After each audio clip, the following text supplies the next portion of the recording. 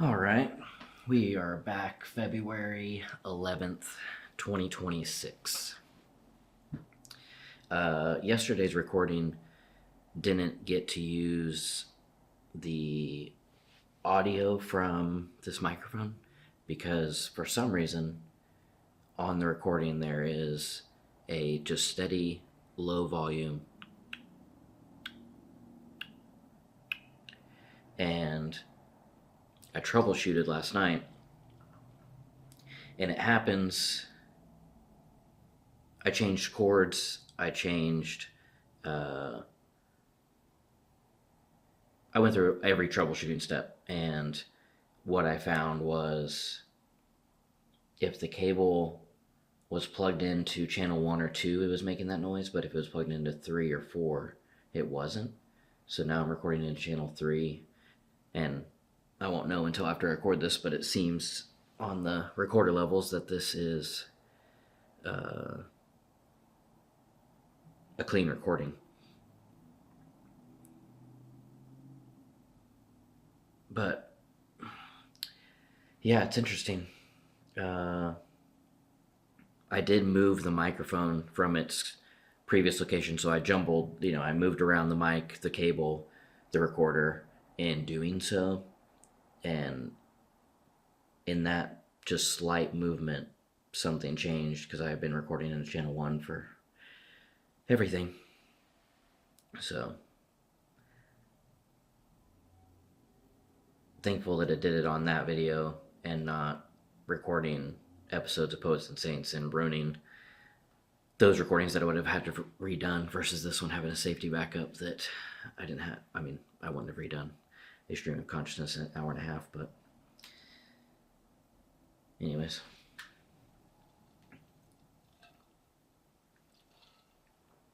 In my notebook journaling, I need to fix this carpet. In my notebook journaling, I say good morning, and like I said yesterday, it used to say good morning pages, and I've switched to where it's just good morning, and then I start writing, and it's an interesting thing to think about of who am I writing to, and then also what brought that up is it's who am I talking to in this, and I think the best answer is future me. Uh, and then the woo woo answer would be future me and or future grandkids, which are future me. Uh, so yeah, I think in the writing, that's who I'm writing to.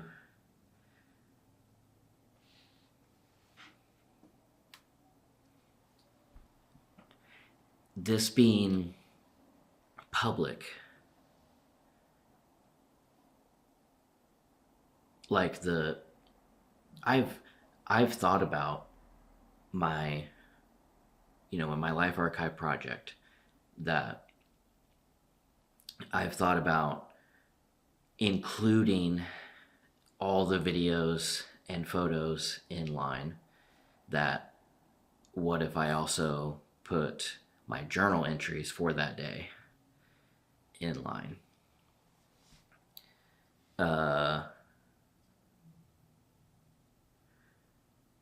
but that's something you have to gauge in the same capacity as we did yesterday of inappropriate vulnerability. What is the amount of time that needs to pass before these things are made public? Because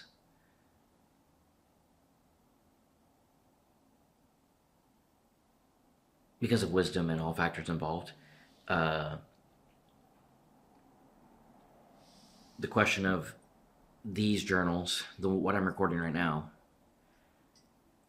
I came to a year span for this, but a potential daily vlog. I mean, that's what vlogs used to be. They'd be like a traditional vlog.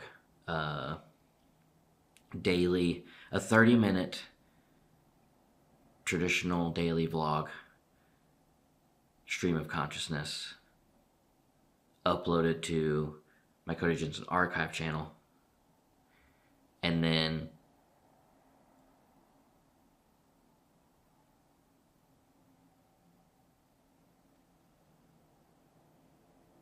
working through my life.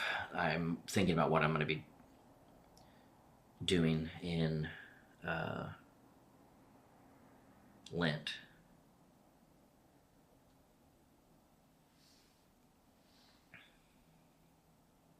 The mind works at an infinite faster pace than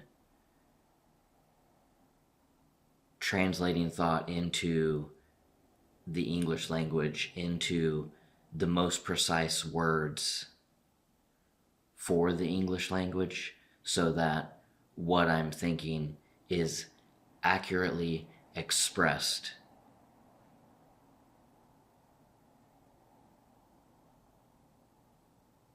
in a way that allows for stream of consciousness.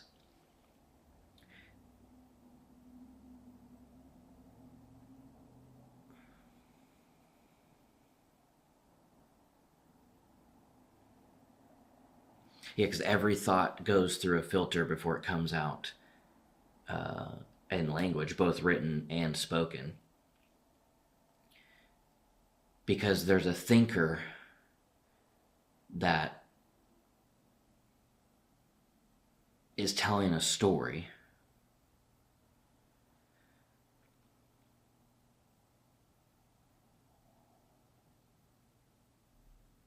And as things come out, I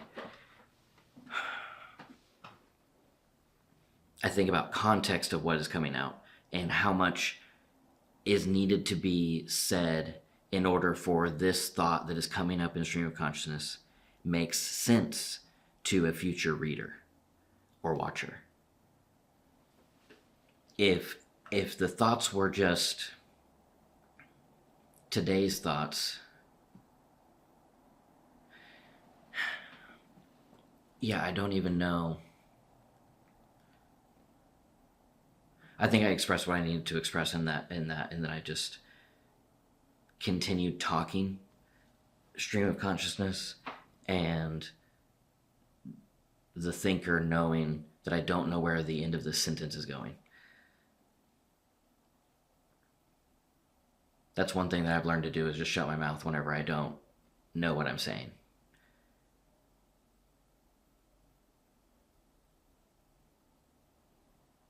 It's easy to not know. It's easy to get to the end of a sentence and not agree with where that sentence went.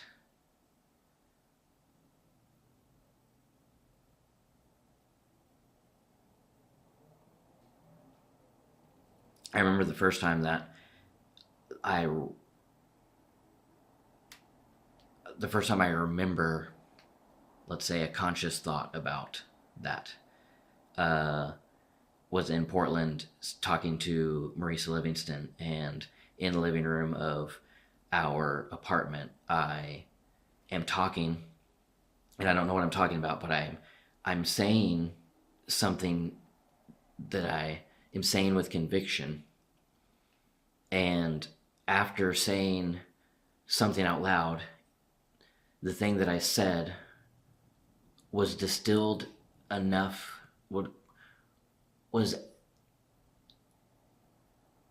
I learned something from saying the first part of the sentence that by the end of it, I didn't agree with where that sentence was going. So before I even said where the sentence was going, I shut my mouth and I said out loud,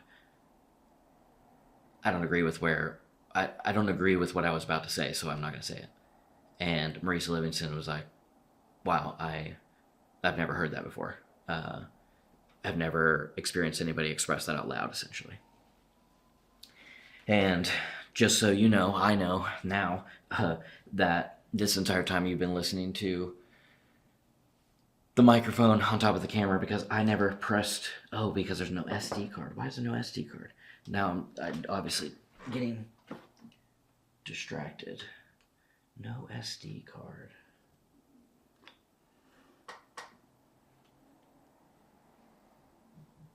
That's interesting. What SD card?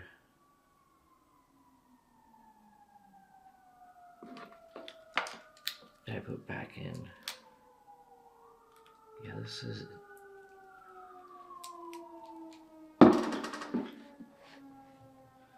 Now I'm way distracted because that's why I never started recording, because there was no SD card in it, and I'm confused because it must be what I'm recording on right now, or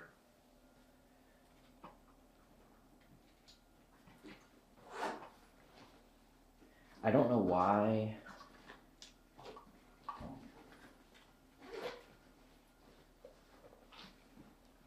I don't know why it'd be in my case and it's not, but I'm gonna put. Wait. Oh. There was an SD card. It was just not reading the SD card. It was saying no SD card, and there's one in here. And now we're recording. Okay. Where was I?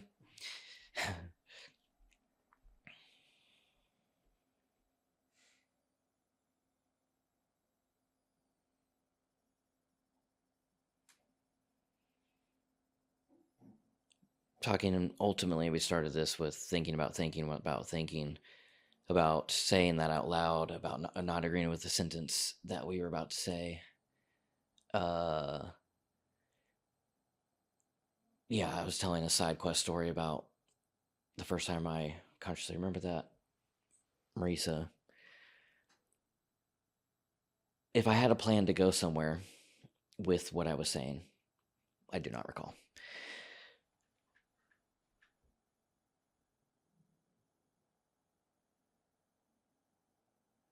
What I was going to do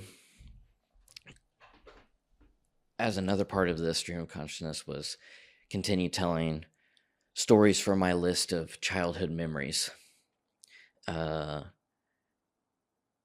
Basically writing down the details of these childhood memories.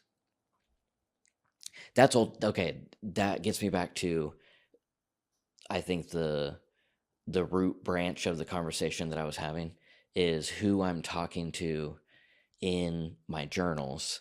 And then as I'm writing contextually so that a future reader of the journal or a future watcher of these videos understands the full or enough context for maybe an update. But then also,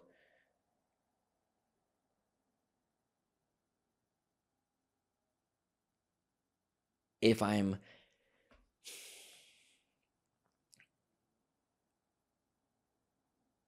writing what I did yesterday, yeah, the storyteller is hearing the thoughts about that are coming up about what happened yesterday, and then the storyteller has to craft those thoughts into narrative, into intelligible set of English words that convey the most vulnerable truth. That's my goal. That's what I'm attempting. And there are things, definitely things that block it. I mean, like right now, one of the things is, as we're moving towards Lent, obviously I expressed yesterday that some of the things that I wanted to give up. Yeah, the things that I am going to fast, but more specifically, the things that I am going to replace.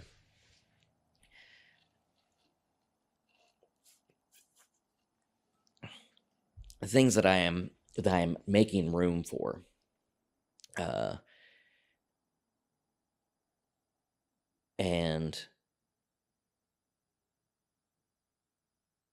in the things I'm going to fast, I don't think I fully expressed uh, where I've come to is no alcohol, no soda, no snacks, no one meal a day, no YouTube, and a a boundary with social media that I've yet to determine the exact specific of what that boundary needs to be, whether it's uh, no social media at one end of the spectrum and uh, not looking at it in the morning when I get up on the other end of the spectrum. Um, like a certain hour. I think that is the most, my intuition connects with that the most, of uh not getting on social media until basically I need to for work. Uh and if it's not needed for work,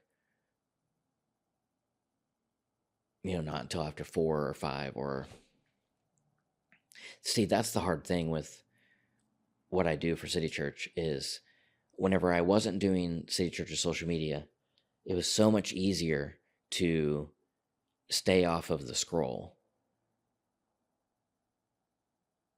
But because I do City Church social media, it requires me to get on it, because I have tried using the business Facebook on the computer and posting to Instagram and Facebook, but it's because it is Facebook, essentially.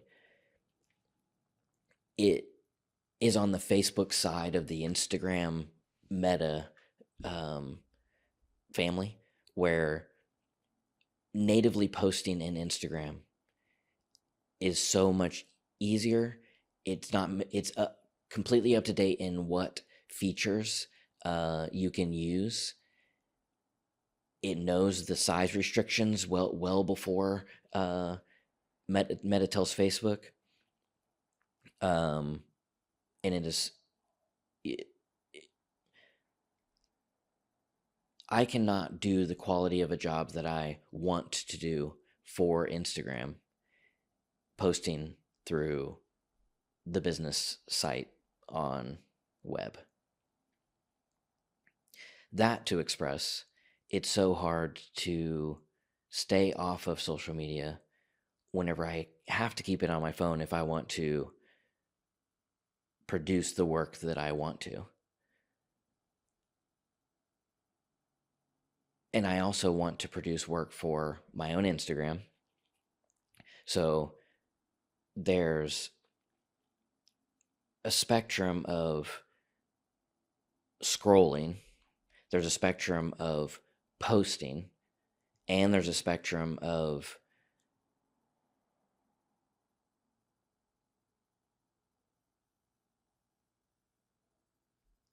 watching the interactions. What is that called? The metrics, essentially. But I feel like, no, that would be what it is. The other thing of watching the metrics of what is posted, that takes time. The time is devoted in my life to that. Parts of it's so intertwined with professional art and being human in the world that it takes really strict boundaries for me to resist the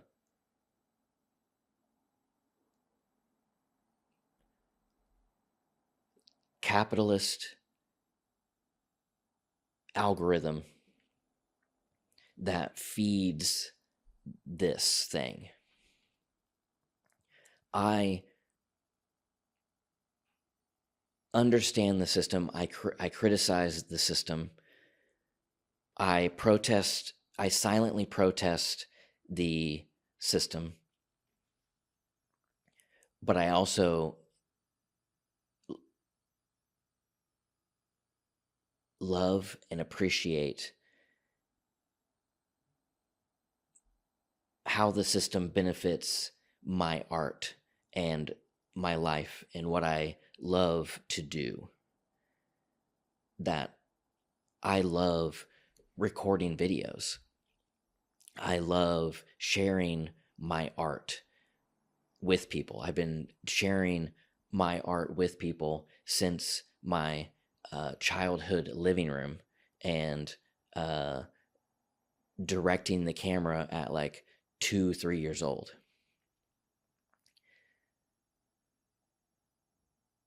And I love sharing them. And the world stage for sharing my videos does not exist without the capitalist system that wrote the algorithms that increased my audience reach by 100,000 fold. I mean, it's like how I don't even know what number to say there that would be, accurate.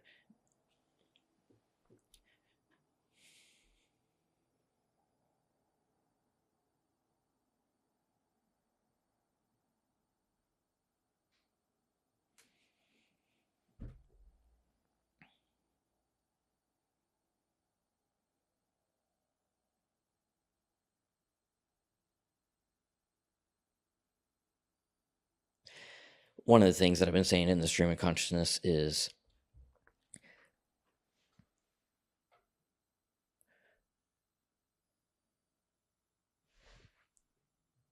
there are so many filters that come before language.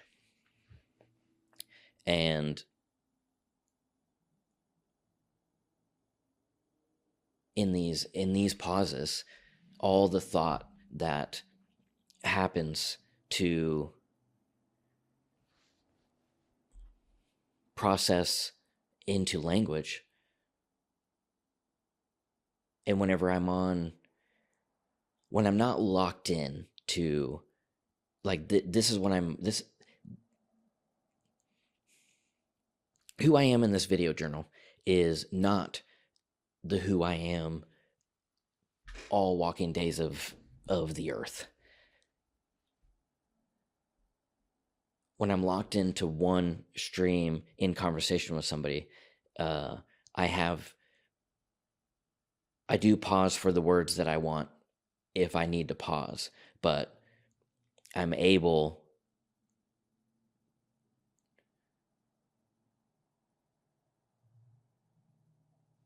I think I've already expressed what I was trying to express. That I'm exploring this right now. And this is video journaling. So I'm talking to me right now instead of the future me. The me right now. This is exploration of video journaling. And whenever I journal, I write and then I'll reset and stare off into space, and write and then reset and stare off into space. And the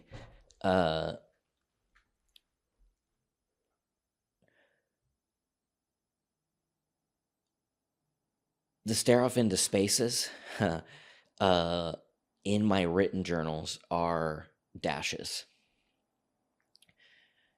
ish.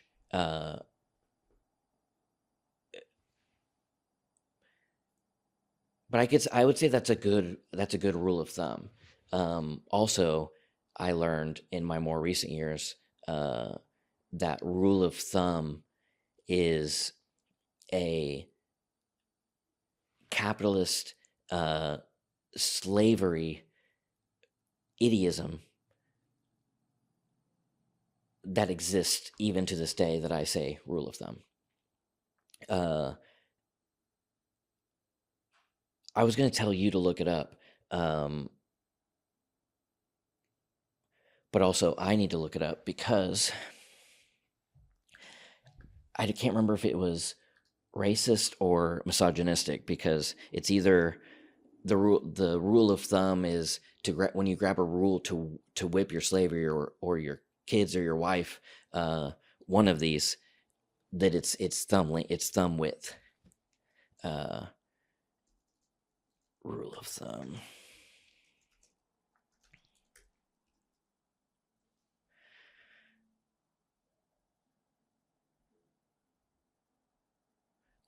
Origins. I That was stupid of me.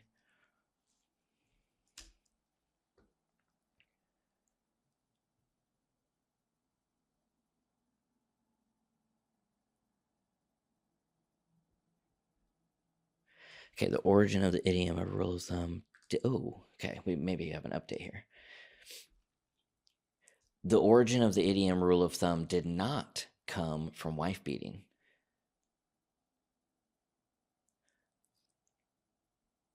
I run a not too serious YouTube channel focused on the origin of idioms and phrases. If you'd rather see the origin in video form, I'll link it in the comments.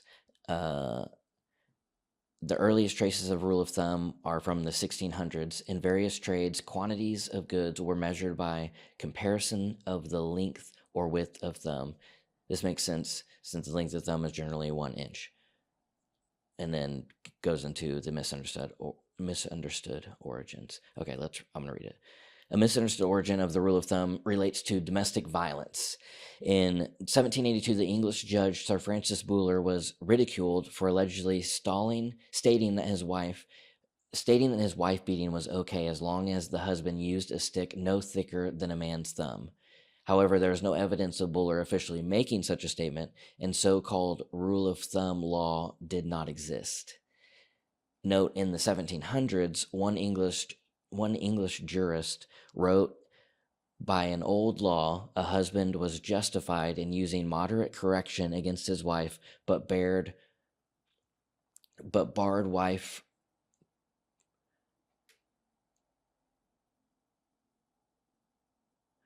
By an old law, a husband was justified in using moderate correction against his wife, but barred from serious violence. The word thumb was never actually used in the doctrine, though. Interesting. Okay,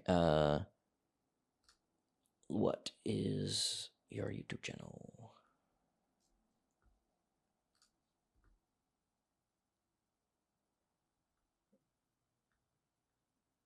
I said link it in the comments, but I don't see it. Etymology is the Reddit username. I saw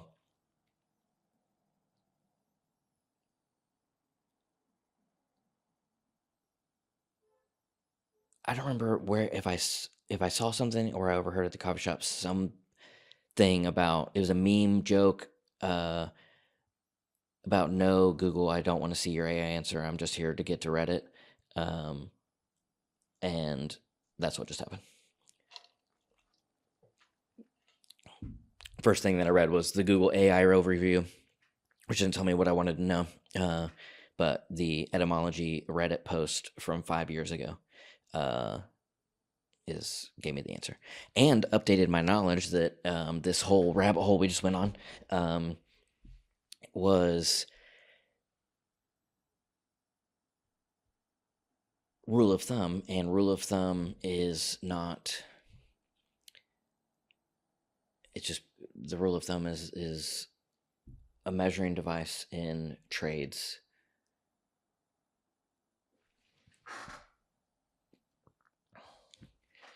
And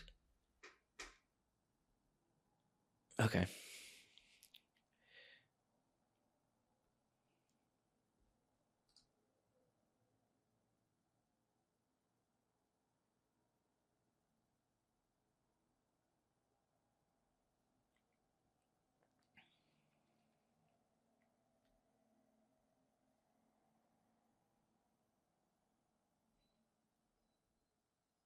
Oh, I say that, and Google's AI overview I just read, and uh,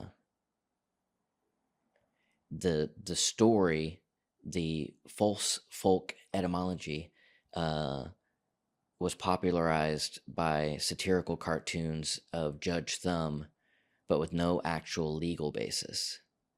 Okay, so both things are true.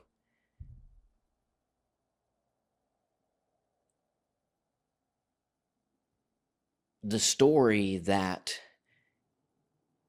it was an actual legal thing isn't true, but it wound up in culture because it was in popular culture. So why, I wonder, basically I'm wondering, if it had never been in the cartoon, would I, in my common vernacular, use rule of thumb? Or is, I guess it would be both and. It would have to be a both and answer on that because both happened. So, anyways, dash. And then that's where we were in the notebook. Whenever I go into deep space and then come back, um, oftentimes I will put a dash. But it also is more a like story end, new story, like next thought, which often there's space in between there. But there may have been stairs off into space in between the dashes in order to collect the language for everything that is written. uh,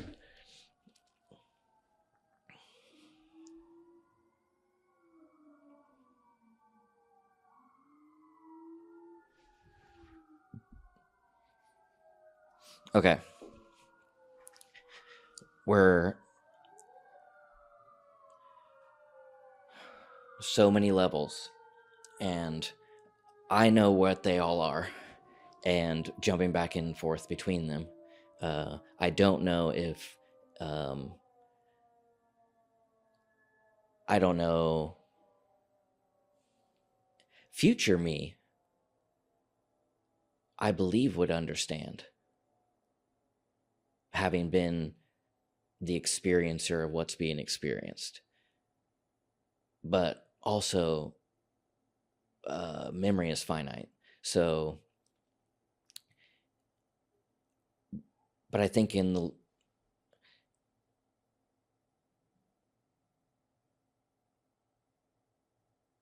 yeah, that would be the, like, I doubt that a future me, let's say 10 years from now, watching this, wouldn't remember what thought I just had to now continue talking. Uh, so then becomes the choice of, do I put down for record and posterity what was thought there? Um, and or just getting on to the point and letting that be. So that's a decision that has to be made in the filtering of what is being expressed. Continuity for the listener.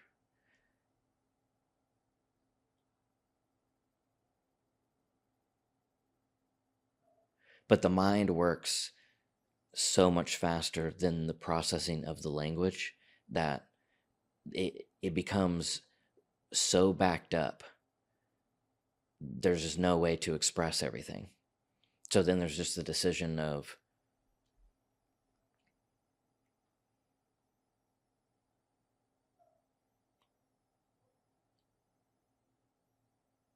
expressing without the narrative, the expressing without any need for understanding beyond the understanding of what is happening. Maybe. See, that was an experiment sentence. That was like me listening to that sentence, but exploring thought, not speaking with conviction.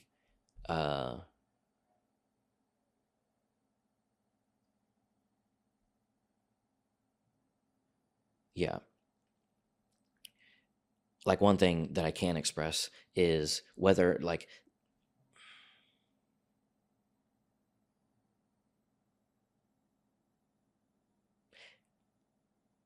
I can't express it because I wasn't able to. And so there's a bottleneck of thought that is all, and even if there was zero filter, there's so many different conversations and so many different ways to speak, the amount of decisions that whittle down into which word is being said and how it's being expressed, what is being expressed.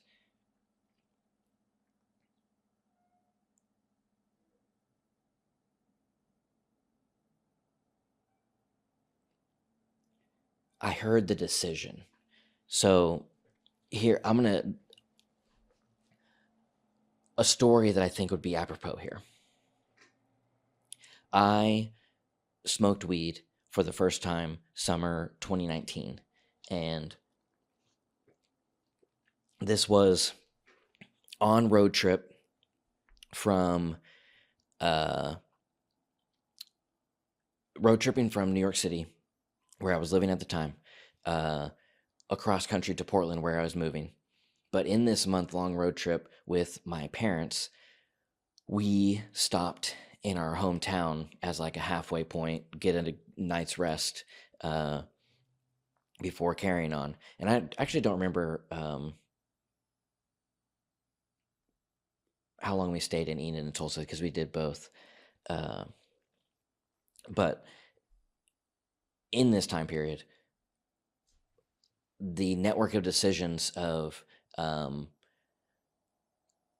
speaking to one of my microchurch people, family members, and in New York, neither one of us had ever smoked weed before, and we had been talking about whether or not we are curious about it, if we could, what our everything involved.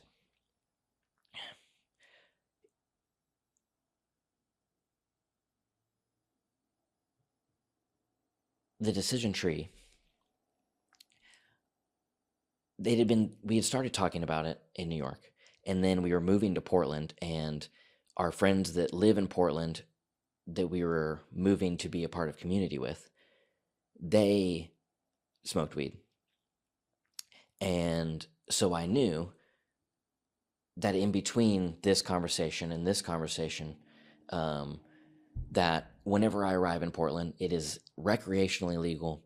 My friends smoke weed. The opportunity for me to smoke weed is going to come, and I have to know what that answer is. Is it yes or no?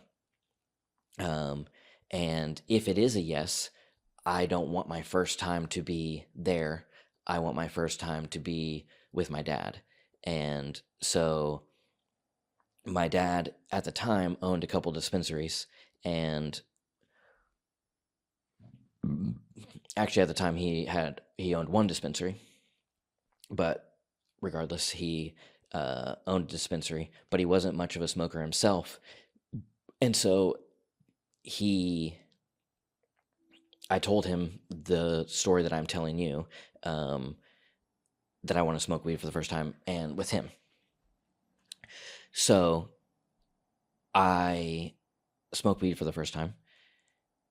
The circumstances that led to me the circumstances that led to us having a coffee cone, which is a high potent THC joint that has flower and concentrated resin and sprinkled with the keef, which is the finest granulars of a grinder that turns into dust that has like it's packed THC. That sprinkled on top of the resin and rolled up. My dad just went to the dispensary and told his employee he would like a pre-roll, and somebody said, "This is the best one," and he said, "Great," and he took it. So my very first time smoking weed, it was like a 50, I can't remember, it's like between a 40 and 60% THC level joint. Like, that's just wild. So this, so we wind up in the backyard, and I take a couple hits, my dad take a couple hits, and then he puts it out. Maybe, it was 5 to 10 minutes. Less than 10, more than 5 minutes. That's what 5 to 10 minutes means. Um,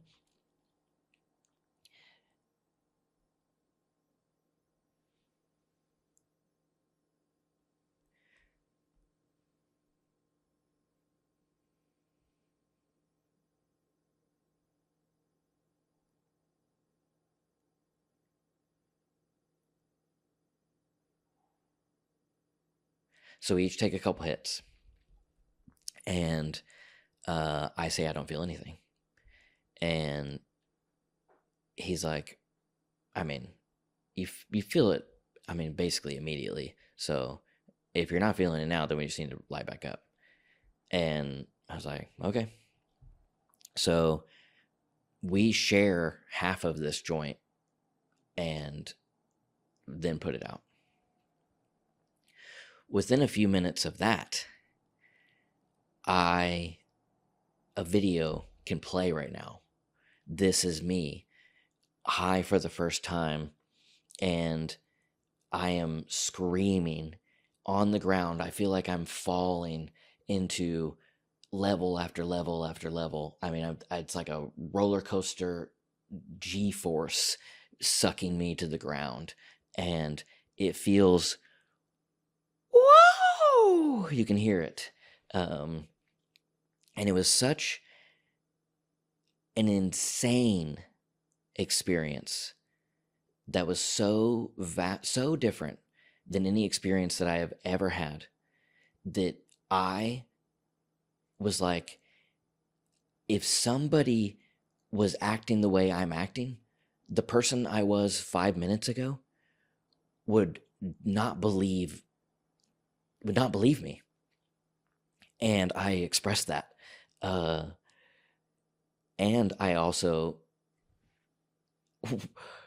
everything that was, all the insane depth and weight and everything that I was experiencing felt so, there was no controlling it. I had to be having that experience. Like, I couldn't choose to have any other experience than the one that I was having. So thank God I was in the safety of my parents' backyard and not at some Portland bar or my friend's place or anything of the like. I had to be having this experience that I was having, and screaming. And I also was like, I cannot wait to talk about this in the morning. Because I knew in that moment there was absolutely no way I could fully express what was happening in that moment. And just the thought of sharing everything that was happening to my wife and my dad and my best friend in the morning. Uh, I cannot wait to talk about this in the morning. In that experience, I had this experience of there were levels of consciousness that I experienced on that night that I didn't know existed. I had never I was completely blind to the levels of consciousness of which I possessed and have access to.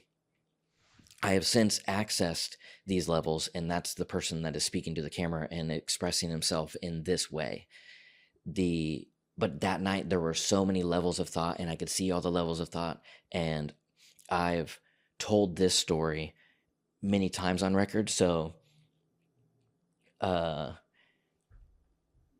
I've told this story many times on record in the archive that I'm trying to figure out exactly which version of the story, what to cut from the story to continue on,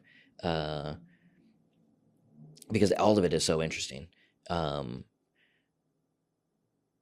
this is going to be in the movie. Like, there's so many levels of thought that if you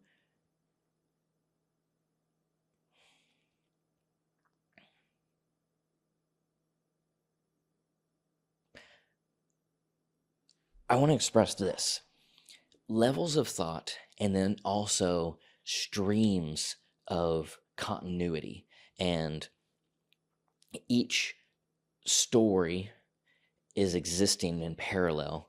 And I am almost hopping between these streams. And so I can only express in language the stream that I'm in this moment of like experience in journaling. I keep forgetting that. I'm like, having a pen in your hand and a notebook in front of you is a great reminder of the task at hand that you are journaling. But I, on this night of getting high for the first time, met levels of consciousness of which I didn't know existed. And I expressed so many things within each stream that now, as I'm journaling this,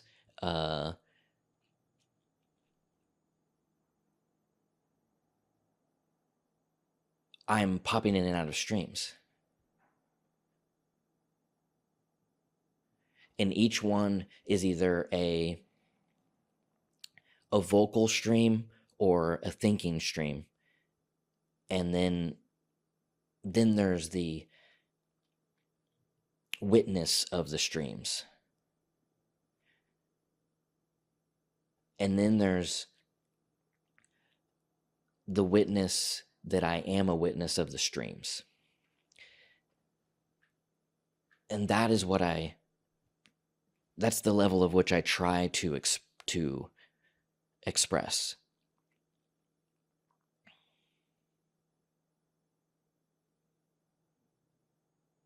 But when you dive in, there's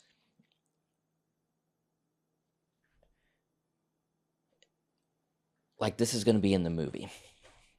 That is a stream that I was in and out of in past expressions, in past visualizations of what I experienced on this night. I have described it as a glass building with an elevator that you start ground level at floor 1, and you're ascending in thought, but in the sensation, it was like a dropping. And so it was start at 1 and level 2 is down, and there's all these file cabinets with thoughts on level 2 that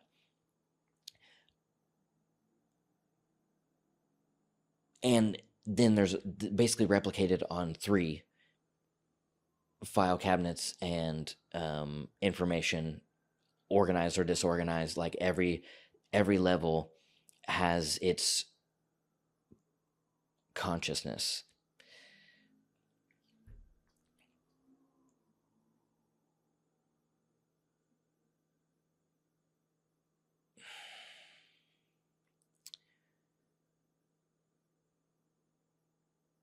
That's just an amendum. Amendum? An amendum?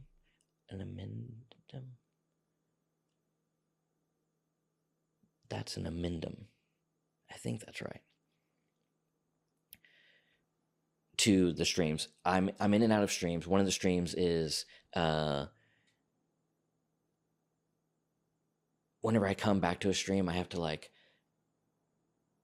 update the memory. And so it's inefficient, but it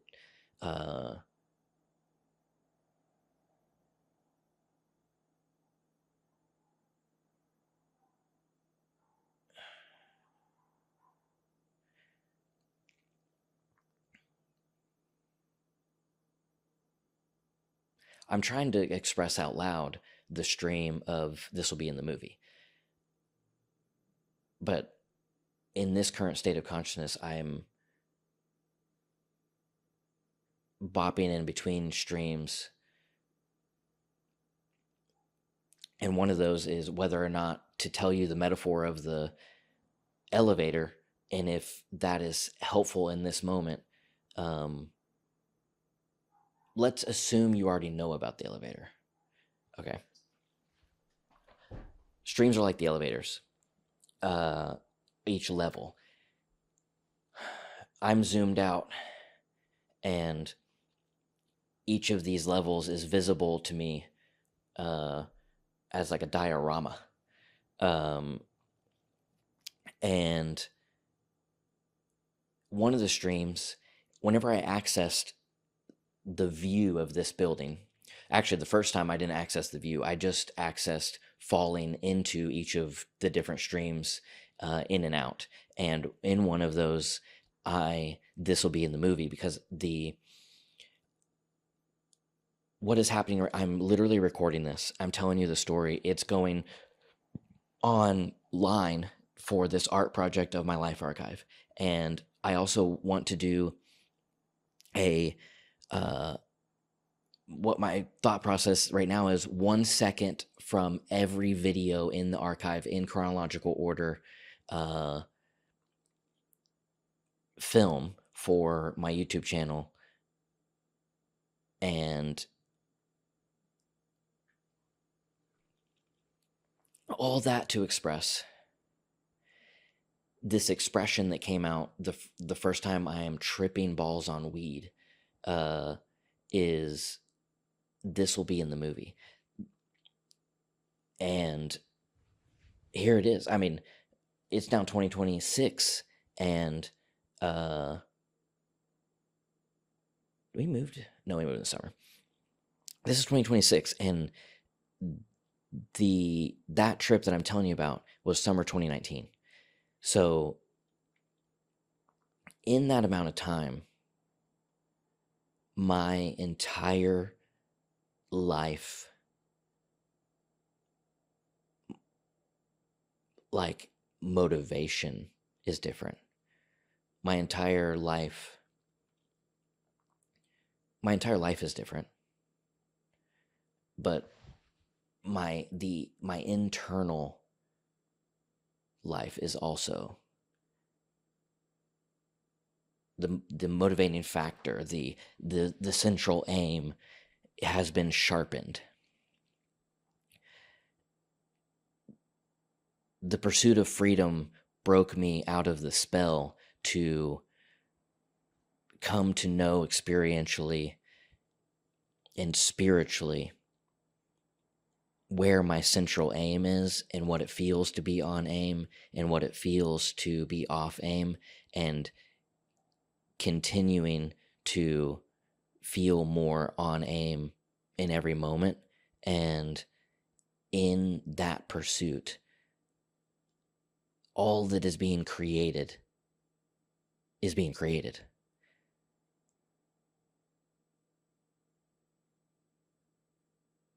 Including this.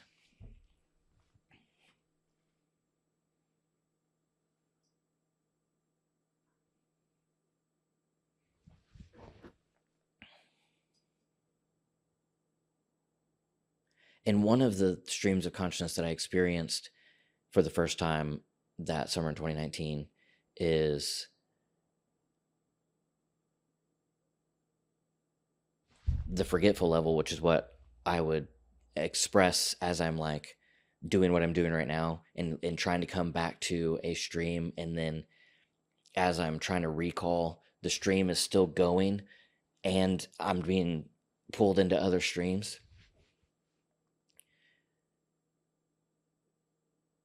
I heard the decision.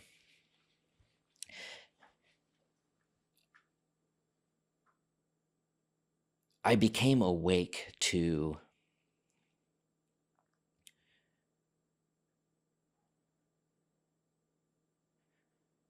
the voices inside my head, would be like a poetic way to say it, but not a accurate way.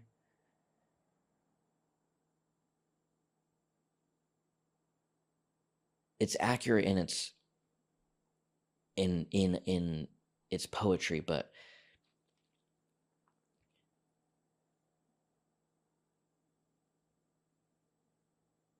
I became aware of how analytical analyze how analytical my brain is. And one of these things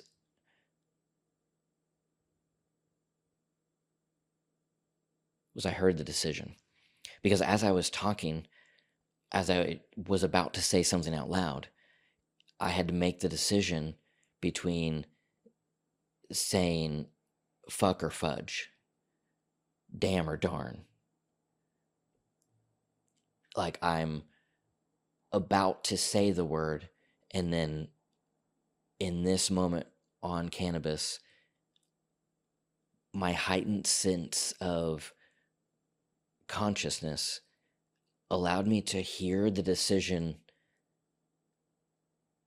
that came out to be fudge. And as soon as I say the word, I say I heard the decision. And in the archive, I don't actually say fudge. In order to keep speaking, I just said the next right truth, which is a contextual, like a detail shift that is not the truth but isn't a lie. Yeah.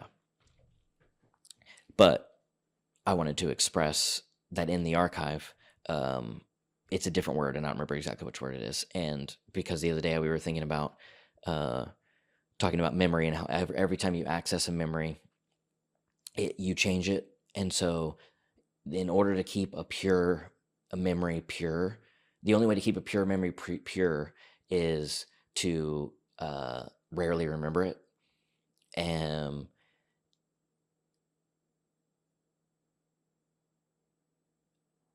I don't know that to be. This is on another stream of I don't lie. That's like I tried to tell the most truth. And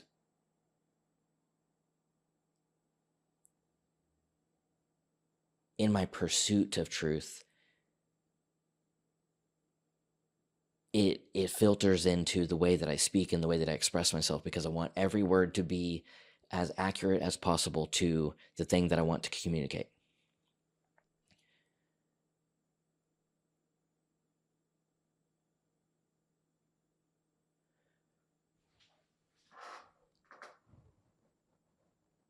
Caught that one with seconds to spare.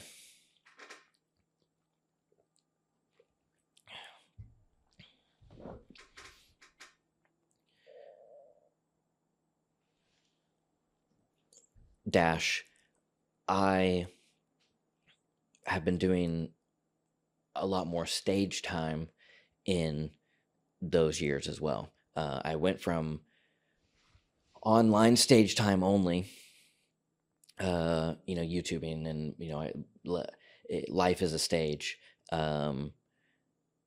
This world is a stage, but I'm in front of an audience whenever if I'm regularly posting to a social media channel and YouTube. That is an audience, and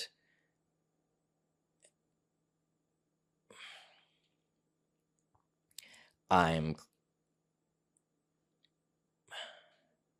maybe criticizing myself, but really correcting myself. But ultimately,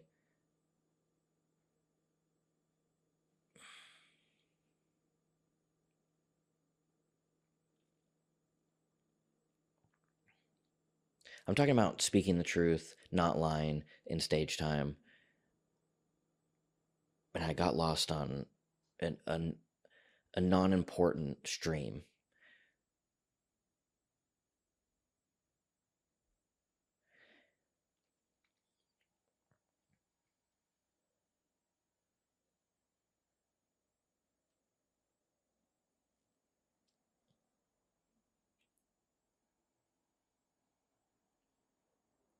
In the spirit of not lying, or speaking the whole truth, all truth, nothing but the truth.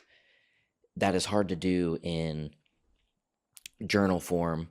There's one that's something that, God damn it.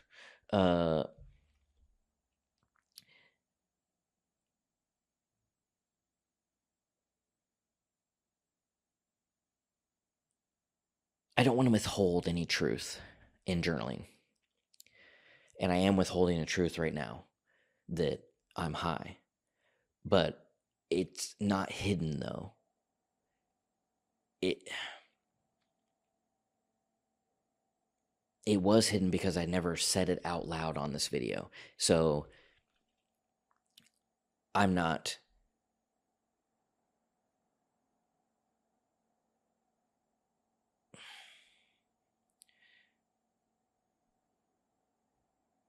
I'm either trying to justify not saying it,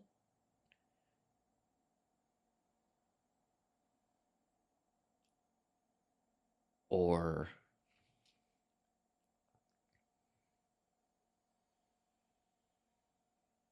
let's just say that's the truth. And because I've been thinking about it since the beginning, and then I got lost in thoughts. So because one of the story the context I was giving before I got there was way back when, at the beginning of the journal, of Lent. And I am, one of the things I would be fasting is smoking weed.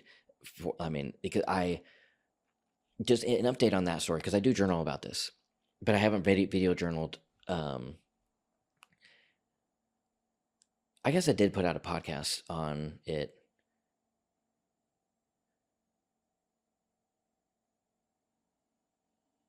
I do need to tell, yeah. I'm not going to do it right now because there's so many things that need to be said, but I do, in the tattoo stories, one of the tattoo stories will be about my journey with cannabis. And right now, I went all last year, over 365 days, didn't smoke at all, because I needed to, and that's part of the tattoo story. I recently started experimenting with very small doses, and doing things like this, doing creative things, dancing and creating choreography and practicing it, and the therapy of like dancing with a little bit of cannabis is uh, so it presses fast forward on processing, the getting into my body and letting it move, really move. The pure joy of hearing music, especially live music, and processing and intuiting what is happening, to hear what the body should be doing and allowing that to happen. Wow. Uh, one of my favorite things. I love dancing. I love dancing in general, and like a dance meditation with smoking weed, I mean, is an experience.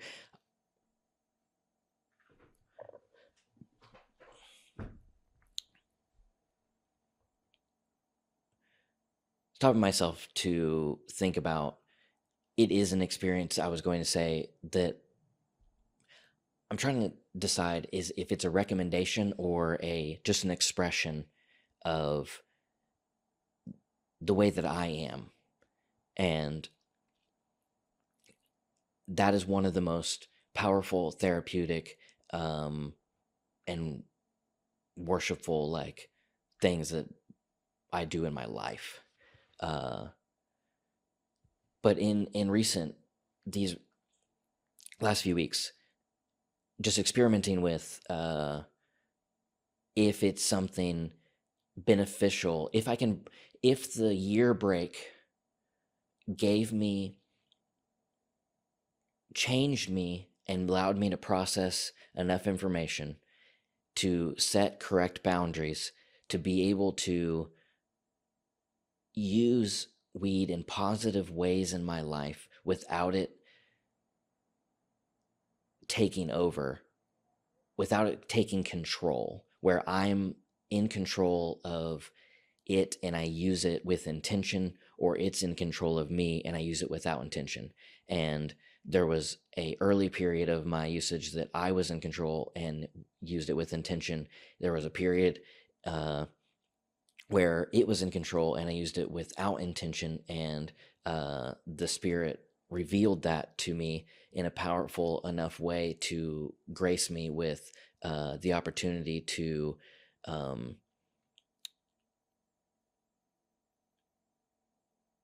say yes and amen. And in the opportunity to say yes and amen, I did, and took a break, which allowed me to arrive at this moment of trying to decide if I can, if I am staying in control. Essentially, it's an experiment to see if I am staying in control, and if I am slipping, using my experiential knowledge and wisdom to set stricter boundaries, all the way up to it's just not something that you can mess with. I don't feel like I'm at it's not something you can mess with level, and experimenting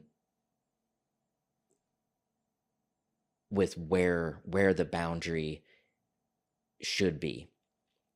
In that, the boundary of dosage is something that I'm experimenting with, and I've learned the only thing I can do, unless I'm going on an intentional hammock ride, is a small, not even full breath of flower, of just that's it. And even blowing a little bit of that out. But just at least, any, I've learned that isn't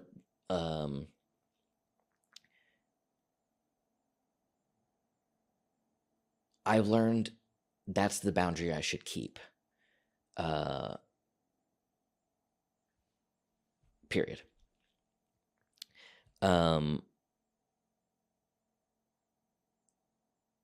Right now, I am experimenting with this is the early stages of a project, and I feel that getting high and working on the early stages of a project where I'm I'm expressing everything that has just happened in the last hour, and this will allow me to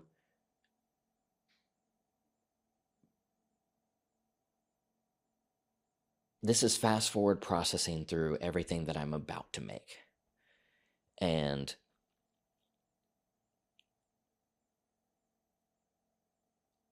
I normally don't capture this process. Actually, no, that's not true. I film myself dancing and then uh, curate that into an edit or into a choreography that I continue to ideate until it arrives at the final idea, which is a story that I um, need to tell of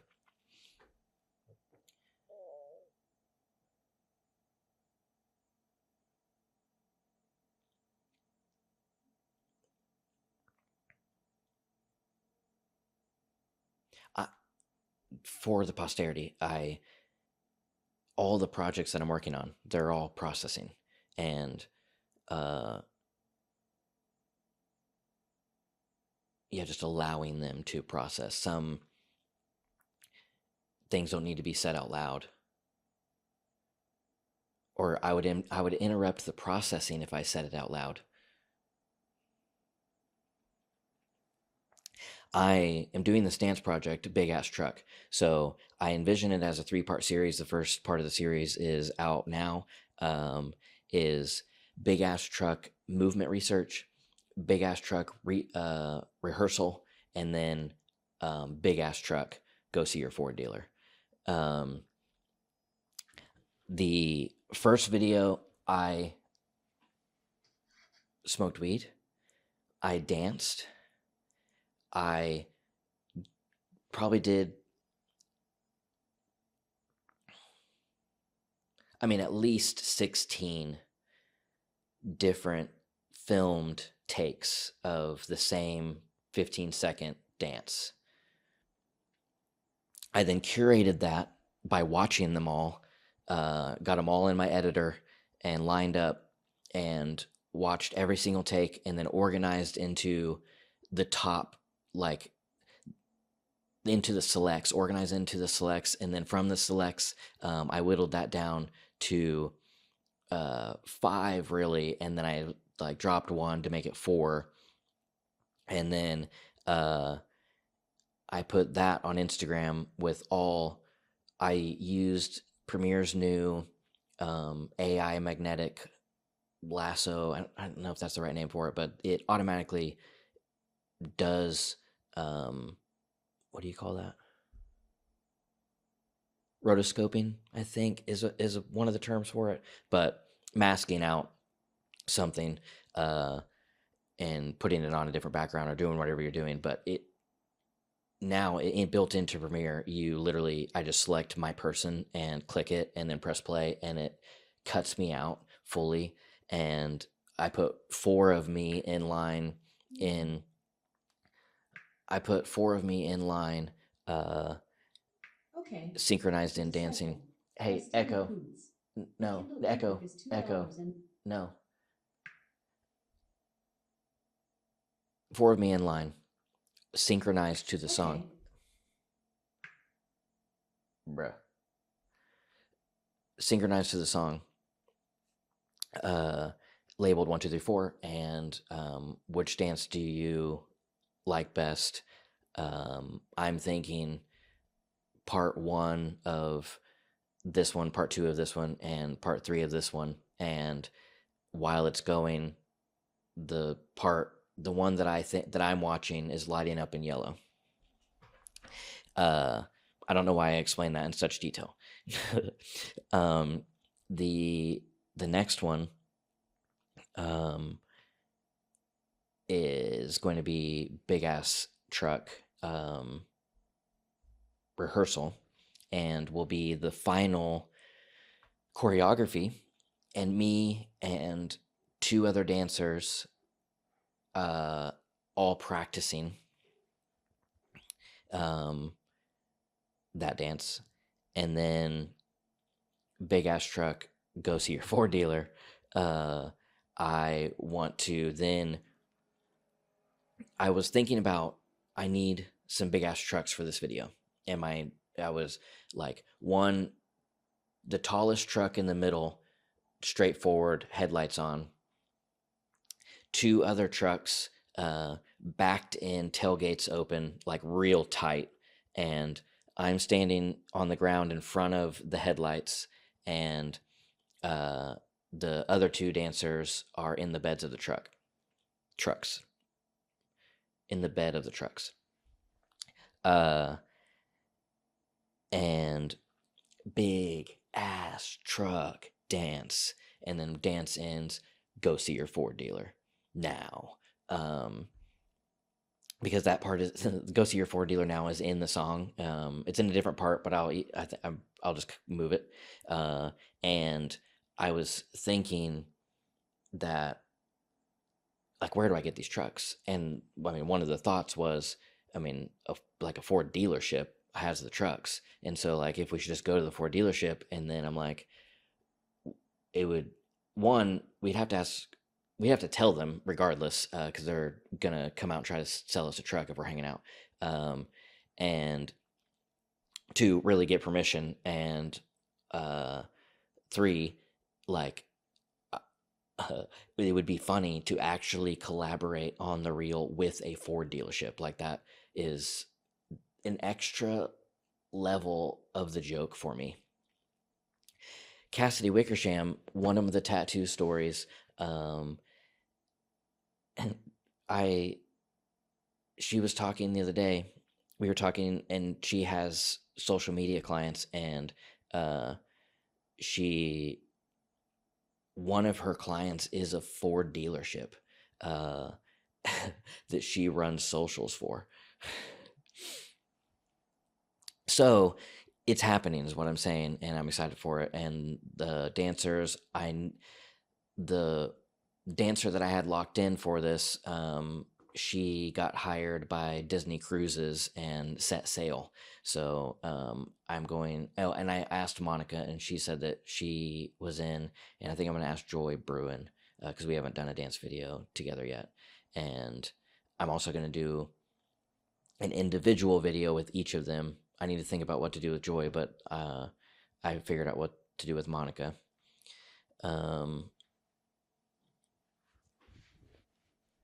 Yeah, that is an update on the stream of all the things that are being made. And that's one of them. Go See Your Ford Dealer. Just because it's what I want to do. I mean, that's it. It's an idea I had, and I want to do it.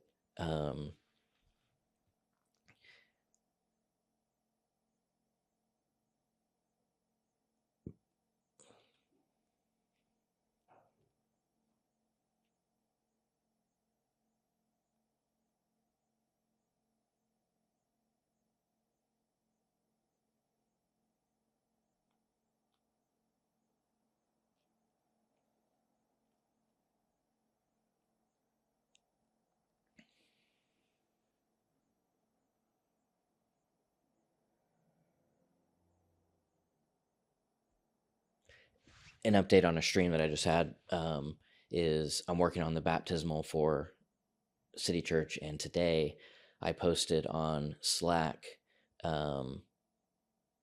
if any woodworkers would like to build the wheels and encasement of the baptismal.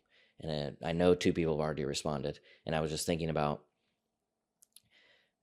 everybody who responds. I need to get them together and allow them to become family and create together and if I didn't say collaborate on the finished piece.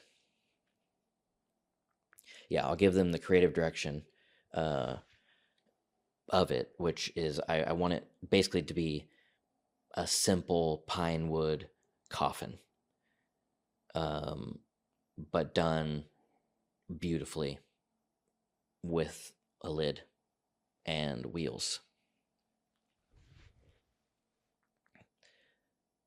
I and then encourage a cross. Uh, like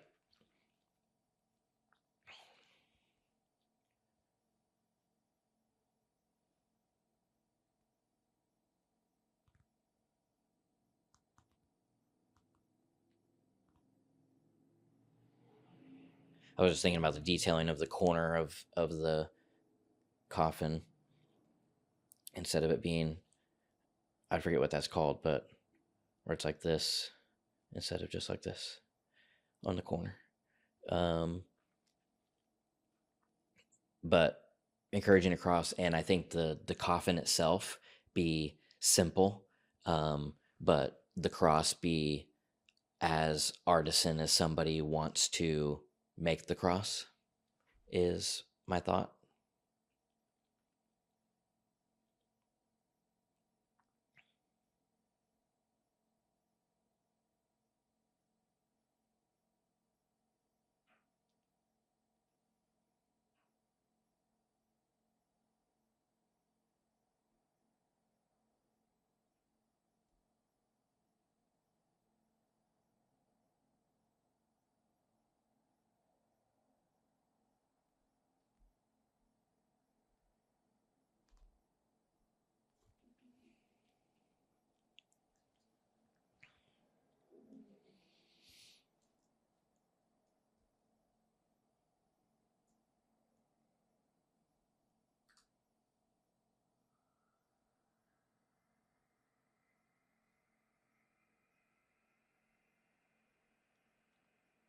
Speaking of Disney stars, uh, the one of the woodworkers that responded drives a Cybertruck, and his wife is an ex Disney, or no, they both were on Disney. I think she said. I know she was, but I'm pretty sure she said that he was on Disney as well. What an interesting thing. Um,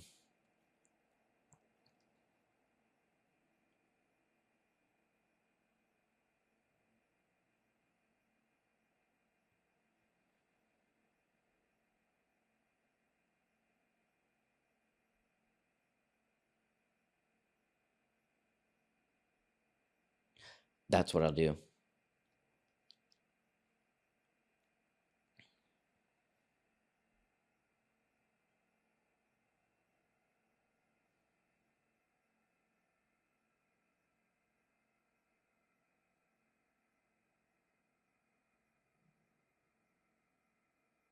Hmm.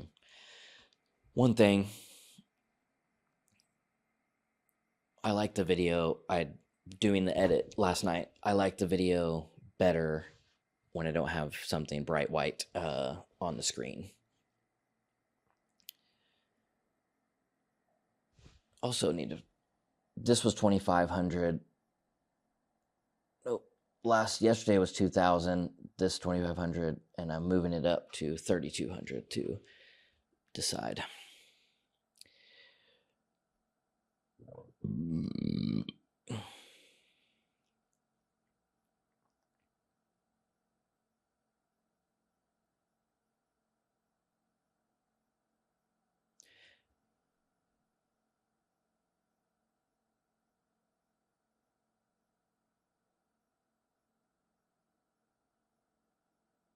Yeah, I'm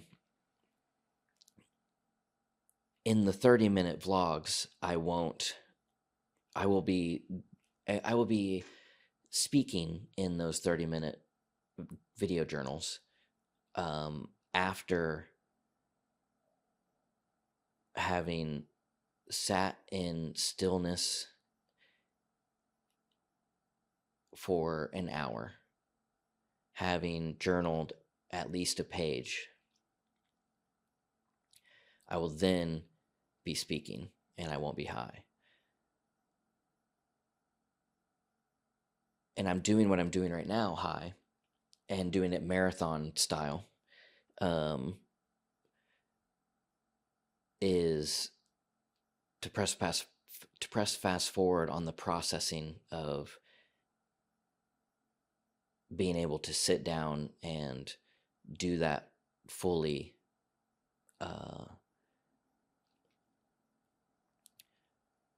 to do it with full intention instead of going into that space processing everything that I'm processing now. Yeah, this is pre-processing.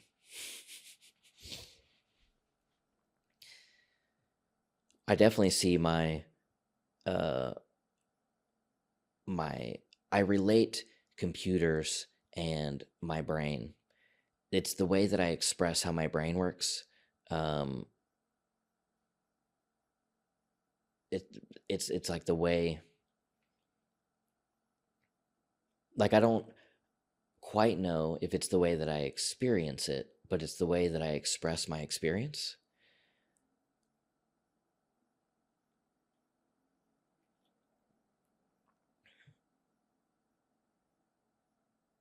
Whenever I worked at the Apple Store, that's the way that I would tell people, the way that I would sell computers, or the way that I would educate people about computers that are buying them, is RAM versus hard drive, because those are one of the two big stats whenever you're buying a computer. And if you don't know anything about computers, then like that doesn't mean anything. They're just numbers, and some of them are bigger. So the way that I would express it is, that RAM is like your short-term memory, and there's only like a certain amount of things you can have in your short-term memory. There's only so many things you can think about at one time. And your hard drive is your long-term storage, your long-term memory, and you have access to all those memories and all those thoughts and all of that education. But your short-term memory, you can only handle, you can only think about so many things at one time. And so your computer has RAM, and the more RAM it has, the more things it can think about at the same time. And the more things it can think about at the same time, the faster you can use your computer, the more things you can do before you overload it. Hard drives are long-term storage, and the more of that you have, the more overall memories you can store. But RAM is called memory.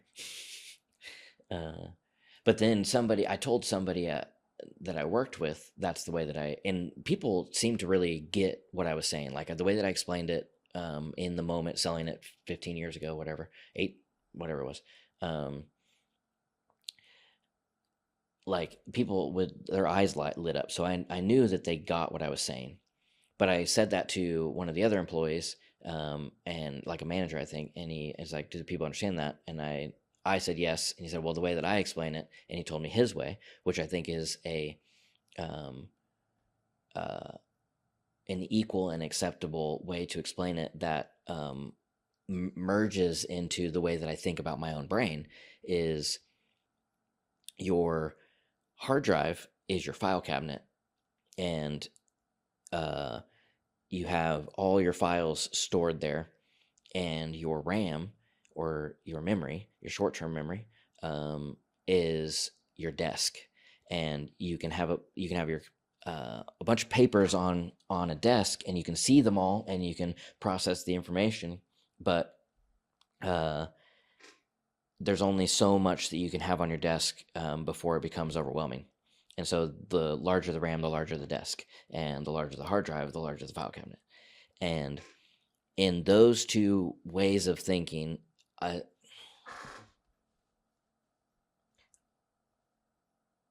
don't know when that video cut out, but we have the audio, so you at least heard it. In those two ways of thinking, uh,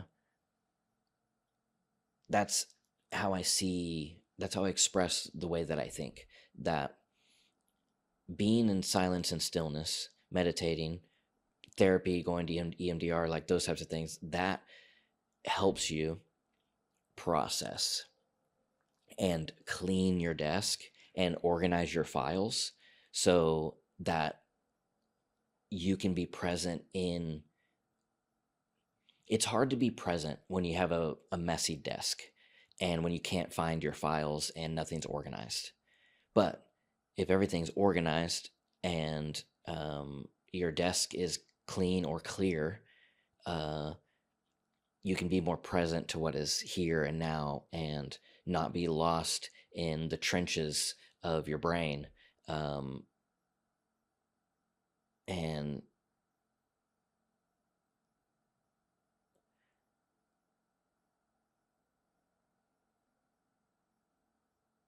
yeah, that's it. Dash. I'm feeling kind of hungry. Um, this will be the last full week of me having the option to eat 2 meals in one day. Uh, because during Lent, I'm only eating 1 meal a day. So I'll eat a meal. There's also the third season of Shrinking, right? Um, is coming out right now, so I'm gonna watch a few episodes of that.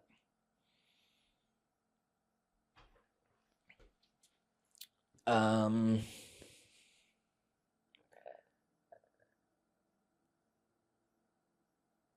yeah, let's just say that was uh 3 pages of writing. I believe I had to press record.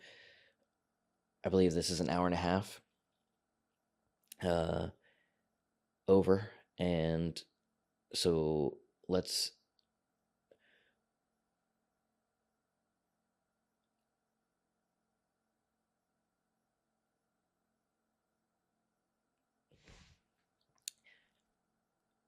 journal at least 1 page, uh, and video journal at least 1 page, 1 30-minute recording. Uh, I did. I think I'm gonna stick with the parameter um, on video that in these daily vlogs that it's limited to 1 page, uh, as well as required to be 1 page. Paper journaling required to be 1 page, but no top limit. Um, as many pages as wants to come out. Um,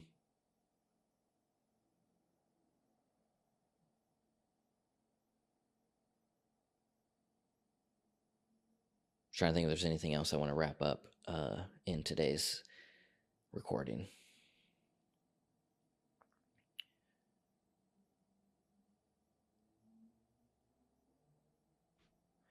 See, whenever it changes to screensaver, that's I need to set that differently, I think.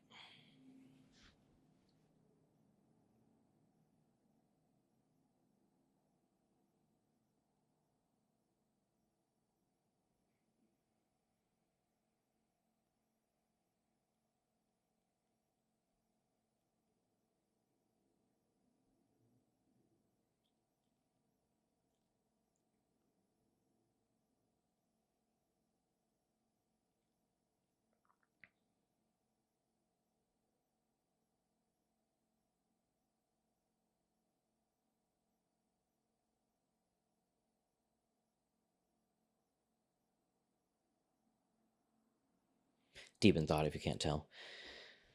Um,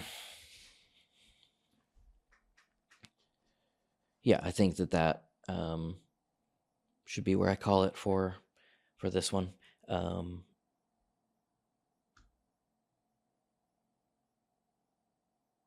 yeah, I'm happy with that progress in all the streams. Signing off from your friendly neighborhood, Cody Jensen.